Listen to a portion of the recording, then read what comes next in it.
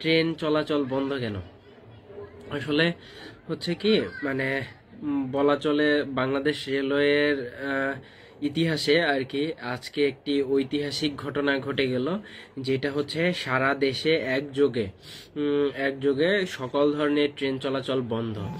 যেটা হচ্ছে যারা রেলওয়ের রানিং স্টাফ রয়েছেন, লোকোমোটিভ মাস্টার, সহকারী লোকোমোটিভ মাস্টার, তারপরে হচ্ছে গার্ড, টিটি, তারপরে হচ্ছে আরো পাওয়ার কার অপারেটর, এরকম আরো হচ্ছে অনেকেই আছে যারা হচ্ছে মূলত রানিং স্টাফ মানে নামে পরিচিত, যারা হচ্ছে মানে একটা ট্রেন যখন পরিচালনা করা হয় তখন হচ্ছে ওই ট্রেনে যারা হচ্ছে ভ্রমণ করে, মানে কর্তব্যরত হয়ে ভ্রমণ করে, তারাই হচ্ছে রানিং স্টাফ। তো এই রানিং স্টাফ, আপনারা জানেন যে বাংলাদেশ রেলওয়ে হচ্ছে মূলত ব্রিটিশ নিয়মেই পরিচালিত হয়ে আসছে সে 1862 সাল থেকে প্রায়।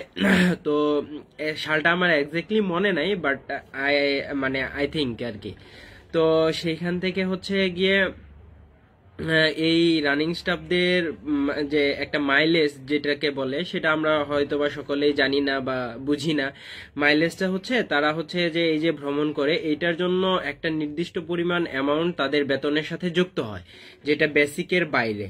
মূলত হচ্ছে এইটা তারা কতটুকু মানে রান করলো সেটার উপরেই ডিপেন্ড করে নির্ধারিত হয়। তো এইগুলো ব্রিটিশদের নিয়ম ছিল আর কি বাংলাদেশ রেলওয়ে। তো যেহেতু এখন পর্যন্ত বাংলাদেশ রেলওয়ে ব্রিটিশদের নিয়মেই চলতেছে, তো এখনো ওই অবস্থাতেই রয়েছে। তো এই হচ্ছে অবস্থা, মানে মাইলেজ জিনিসটা হচ্ছে এরকম আর কি। তো এইটা নিয়ে হচ্ছে 2021 সালে হঠাৎ করে এই মাইলেজটা বন্ধ করে দেওয়া হয়, যেটা হচ্ছে মানে হঠাৎ করেই আর কি, কোনো রকম পূর্ব নোটিশ বা টিয়া না করে এটা অর্থ মন্ত্রণালয় থেকে হয়তো বা বন্ধ করে দেওয়া হয়। দেন হচ্ছে তারা বিভিন্ন সময়ে রানিং স্টাফ আছেন যারা এদের বিভিন্ন কর্মচারী সংগঠন, কর্মকর্তা সংগঠন রয়েছে, এদের মাধ্যমে বিভিন্ন সময় তারা বিভিন্ন ধরনের আন্দোলন করে আসছে, র্যালি, তারপরে হচ্ছে মিছিল, স্লোগান, সমাবেশ, তারপরে তো এরকম করে চলে আসছে। কিন্তু বিগত সরকার থাকা আমলেও এইটা মানে বিভিন্ন সময় তাদেরকে আশা দেওয়া হইলেও মানে এই সমস্যাটা সমাধান করা হয় নাই। তো এখন পর্যন্ত মানে তারা হচ্ছে বিভিন্ন সময় বিভিন্ন আন্দোলনের ডাক দিয়ে আসছে, কিন্তু শেষ পর্যন্ত তারা আজকে, এইটা আমার মনে হয় যে তারা আজকে সফল হয়েছে। মানে তারা যে আন্দোলনের ডাকগুলা এতদিন দিতেছিল সেটা তারা কার্যকরী করতে পারতেছিল না, এবার হচ্ছে গিয়ে তারা কার্যকর হয়েছে। এটা মূলত বাংলাদেশ রেলওয়েতে ঐতিহাসিক একটা ঘটনা। আমার মনে হয় না বাংলাদেশ রেলওয়ে চালু হওয়ার পরে মানে বিভিন্ন দুর্যোগ ছাড়া সব ট্রেন হচ্ছে একসাথে বন্ধ। আপনারা জানেন কিন্তু যে করোনার সময় হচ্ছে ট্রেন চলাচল বন্ধ ছিল, তারপরে বিভিন্ন ইস্যুতে রাজনৈতিক প্রেক্ষাপটে বিভিন্ন সময় বিভিন্ন ট্রেন বন্ধ থাকে। কিন্তু আপনারা জানেন যে মালগাড়িগুলা রয়েছে, তারপরে হচ্ছে রেলের কিছু অভ্যন্তরীণ কাজে কিছু ট্রেন পরিচালনা করা হয়, যেমন হচ্ছে তাদের বেতন ভাতা ইত্যাদি, বিভিন্ন কাগজপত্র বা সরকারি ডাক, বিভিন্ন কারণে বিভিন্ন বিশেষ ট্রেন পরিচালনা করা হয়। কিন্তু আজকে এই সব ধরনের ট্রেন, মানে বাংলাদেশ রেলওয়েতে একদম ফুললি শাটডাউন, যেটাকে বলে ফুললি শাটডাউন, কোনো ট্রেন চলতেছে না। দ্যাটস মিন তারা যেইটা মানে তাদের এই আন্দোলনের একটি প্রতিপাদ্য শাটডাউন যেটাকে বলে, তাদের প্রতিপাদ্য একটা স্লোগান আছে, সেটা হচ্ছে ট্রেনের চাকা ঘুরবে না, রেলগাড়ি চলবে না, এরকম।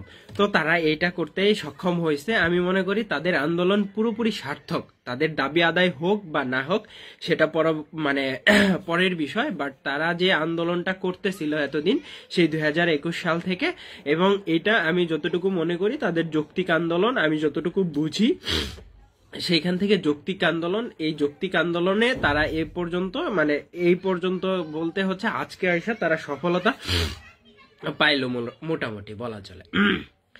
এই হচ্ছে অবস্থা। তো এই মানে সব ধরনের ট্রেন চলাচল যেহেতু বন্ধ, কিন্তু আপনারা জানেন আন্তনগর সকল ট্রেনের, যাত্রীবাহী ট্রেনের হচ্ছে টিকিট অগ্রিম বিক্রি করে বাংলাদেশ রেলওয়ে, সেটা অনলাইনের মাধ্যমে বিক্রি করে বা কাউন্টারেও বিক্রি করে। তো এইগুলো আগে বিক্রি হয়ে যাওয়ার কারণে হচ্ছে সবাই মানে টিকিটধারী যাত্রীরা কিন্তু ছিলেন, কিন্তু আজকে যেহেতু ট্রেন চলতেছে না তারা ভ্রমণ করতে পারতেছে না।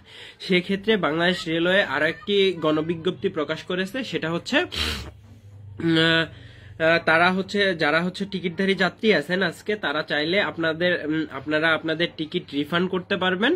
আর হচ্ছে যদি ওই টিকিটে ভ্রমণ করতে যান, সেক্ষেত্রে ঢাকা কমলাপুর বা ঢাকা বিমানবন্দর স্টেশন থেকে বাংলাদেশ রেলওয়ে বিকল্প হিসেবে বিআরটিসি বাসের ব্যবস্থা করেছে। ইতোমধ্যে ঢাকা কমলাপুর থেকে রাজশাহীর উদ্দেশ্যে হচ্ছে বিআরটিসি বাস ছেড়েও গেছে।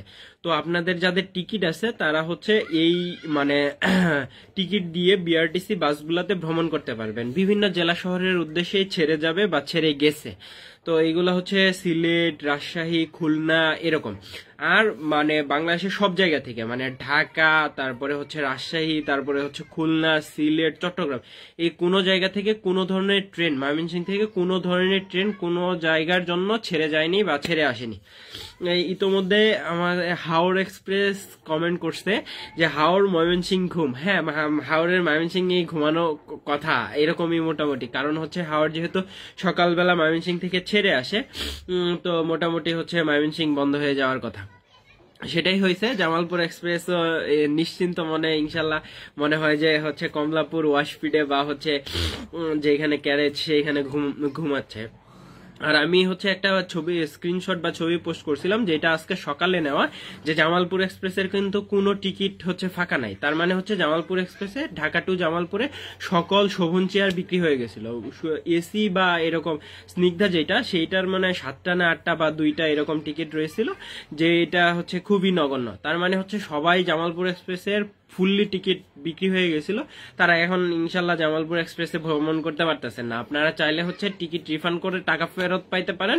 আরেকটা ওয়ে হচ্ছে, যদি আপনারা বিমানবন্দর বা কমলাপুর থেকে দেখেন যে হচ্ছে কোনো বিআরটিসি বাস যেগুলা হচ্ছে বাংলাদেশ রেলওয়ে প্রোভাইড করছে, সেইগুলা যদি হচ্ছে জামালপুর বা হচ্ছে ময়মনসিংহের উদ্দেশ্যে ছেড়ে দেয়, আপনারা সেক্ষেত্রে সেইগুলা দিয়ে ভ্রমণ করতে পারেন।